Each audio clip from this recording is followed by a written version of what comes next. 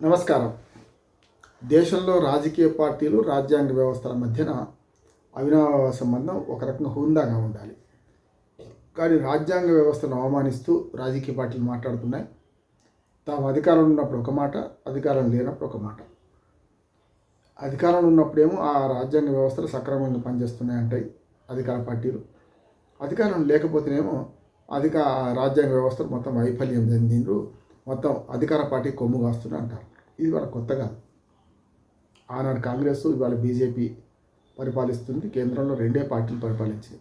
జనతా ప్రభుత్వం వచ్చిన ఒక 1.5 ఇయరే. జనతా కూడా ఈ రకంగా చెప్పాలంటే జనసంఘ రూపేణ ఈ బీజేపీ అందులో అప్పుడు అధికారంలో ఉన్నది, సోషలిస్టులు కానీ ఇతరత్ర. అట్లా చూసుకుంటే మొత్తం 78 ఏళ్ళ స్వాతంత్రంలో 78 ఏళ్లలో 60 ఏళ్ల పైగా కాంగ్రెస్ పార్టీ, సుమారు 60 ఏళ్ళ దాకా కాంగ్రెస్ పార్టీ పరిపాలిస్తే 18 నుంచి 20 ఏళ్ల వరకు ఇటు కాంగ్రెస్ ఇతర పక్షాలు, ముఖ్యంగా బీజేపీ 17 ఏళ్ల పాటు పరిపాలించింది. ఇంకో 4 ఏళ్ళు మిగిలి ఉంది దానికి. మోడీ ప్రభుత్వం 4 ఏళ్ళు ఉన్నది. కానీ నేను ఏమంటున్నానంటే బీజేపీ కానీ కాంగ్రెస్ ఇతర పక్షాలు కానీ కాంగ్రెస్ పక్షం కానీ ఇప్పటిదాకా చేస్తున్న పని ఏంటంటే తాము అధికారం ఉన్నప్పుడు తమ రాజ్యాంగ వ్యవస్థలు బ్రహ్మాండంగా పనిచేస్తున్నాయంటే ఇటు విమర్శించారు. ఉదాహరణకు సిబిఐది గతంలో బీజేపీ ఏమన్నది, కాంగ్రెస్ బ్యూరో ఆఫ్ ఇన్వెస్టిగేషన్ అనేది. ఇవాళ అదే కాంగ్రెస్ పార్టీ ఏమంటుందంటే ఈ వ్యవస్థలో పూర్తిగా దుర్వినియోగం చేసి సిబిఐని కానీ ఈడీని కానీ పెంపుడు చిలకలు అంటున్నాయి, లేకుంటే పెంపుడు శునకాలు అంటున్నాయి, రకరకాల మొత్తం మీద వాటికి పేర్లు పెట్టినాయి. అంటే కేంద్ర ప్రభుత్వ విచారణ సంస్థలు కానీ ఇవన్నీ కూడా తమ శత్రువులను టార్గెట్ చేసుకొని తమకు పడని వారిని, తమ ప్రతిపక్ష పార్టీలు, తమ పార్టీ కాని రాష్ట్ర ప్రభుత్వాలను ఇబ్బంది పెట్టడానికే పనిచేస్తున్నారన్న మాట వస్తుంది.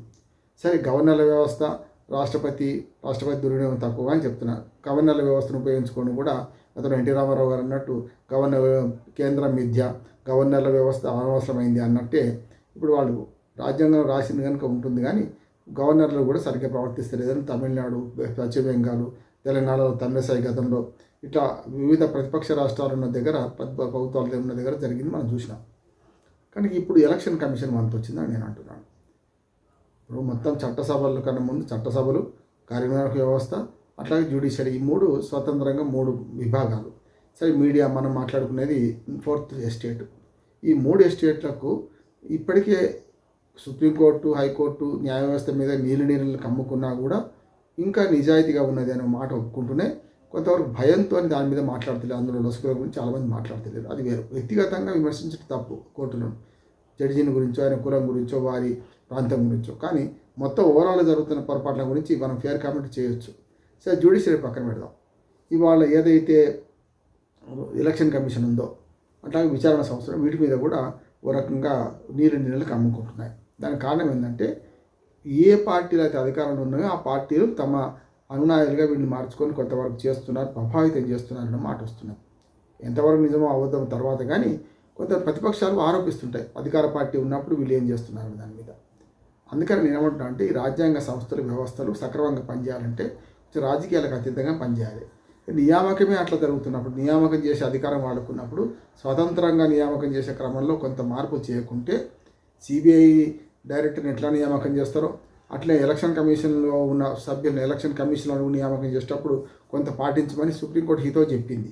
దాన్ని పక్కన పెట్టి మేము నిర్ణయం చేసుకుంటాం, చేసేస్తామని కేంద్ర ప్రభుత్వం ప్రకటించింది. గతంలో కాంగ్రెస్ అదే చేసింది, వీళ్ళు అదే చేశారు. అందువల్ల శేషన్ గారు ఒక్కరే ఉన్నప్పుడు ఏది అది మనకు ఎలక్షన్ కమిషనర్గా ఆయన స్వతంత్ర కొన్ని నిర్ణయాలు తీసుకోవడం కాకుండా ఆయన ఉన్నదాన్ని చట్టాన్ని అమలు చేసిండు సక్రమంగా. అంత కొత్తగా అధికారాలు ఏం తీసుకోలేదు. కానీ వాళ్ళు ఎలక్షన్ కమిషన్ కొన్ని అధికారాలు చూసుకుంటే బ్రహ్మాండమైన అధికారాలు వచ్చేసినాయి. 2023 తర్వాత అయితే ఒక చట్టం చేసి ఎలక్షన్ కమిషనర్ల మీద ఎలాంటి క్రిమినల్ కేసు ప్రొసీడింగ్స్ పెట్టకుండా రక్షణ కూడా కల్పించారు. ఇంకంతకంటే ఏం కావాలి? కనుక ఇప్పుడు స్వతంత్రంగా వ్యవహరించడానికి మరిన్ని అవకాశాలు శేషన్ గారి కంటే ఇవాళ ఈ 3 కమిషనర్లకు కానీ మంచి అవకాశాలు ఉన్నాయి. అంటే ఒకవేళ తప్పు చేస్తే దాన్ని కోర్టులకు అతీతంగా, క్రిమినల్ కేసులకు అతీతంగా వ్యవహరించడానికి వీలుగా వాళ్ళకు రక్షణ, ఇమ్యూనిటీ కల్పించారు కదా. అటువంటిప్పుడు రాజ్యాంగ వ్యవస్థలో ఉన్నవాళ్ళు అపాయింట్మెంట్ ఎవరు చేసినా సరే కొంత నిష్పక్షపాతంగా ఉండడంతో పాటు ఉన్నట్టు నటించాలి, కనపడాలి అంటున్నాను నేను. దానివల్ల వస్తున్న సమస్య. మాంసం తింటున్నామని ఎట్లా ఎముకలు మెల్లో వేసుకోకుండా ఉండాలని ఎట్లా కోరుకుంటామో కొంతవరకు మీరు చేసే పనులు కొన్ని పార్టీల లాభం కావచ్చు, కొన్ని నష్టం కావచ్చు.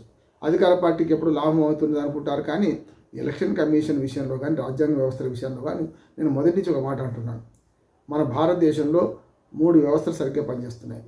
మొట్టమొదటి జనాభా లెక్కలు. ఖచ్చితంగా మంచో చెడు ఈ ప్రతి 10 ఏళ్ళకోసారి జనాభా లెక్కలు జరుగుతాయి. మన కరోనా వల్ల 2021 జరగలేదు, కానీ 2031లోపు 20 ఏళ్ళు జరుగుతాయి అంటున్నారు. మంచిది అంటున్నాను. ప్రపంచంలో అత్యధిక జనాభా ఉన్న దేశం మనదే, చైనా మించిపోయినాం. ఇది ఒకటి బాగా జరుగుతుంది. అట్లా ఇమ్యునైజేషన్, టీకాల కార్యక్రమం, ఇది కూడా ఇంత పెద్ద జనాభాకు ఇంత అద్భుతంగా టీకాల కార్యక్రమం కింది స్థాయి సిబ్బందిని, అంగన్వాడీ టీచర్లను, ఆయాలను, ఆశా వర్కర్లను, టీచర్లను అందరూ ఉపయోగించుకొని చేస్తున్నాం. అద్భుతమైనది. మూడవది అతి అద్భుతమైన విషయం ఏంటంటే ఎన్నికల కమిషన్ పనితీరు కూడా అంటున్నాను. నేను స్పష్టంగా చెప్తాను. దాన్ని ఎన్ని ప్రశ్నలు లేవనెత్తినా ఇవాళ ఇంత పెద్ద ప్రజాస్వామ్యంలో సుమారు 100 కోట్ల ఓటర్లు, అతి త్వరలో 2029 పార్లమెంట్ ఎన్నికల కల్లా 100 కోట్ల ఓటర్లు ఉంటారు. మా వాళ్ళు 100 కోట్ల ఓటర్లు దేశం ప్రపంచంలో ఎక్కడా లేరు.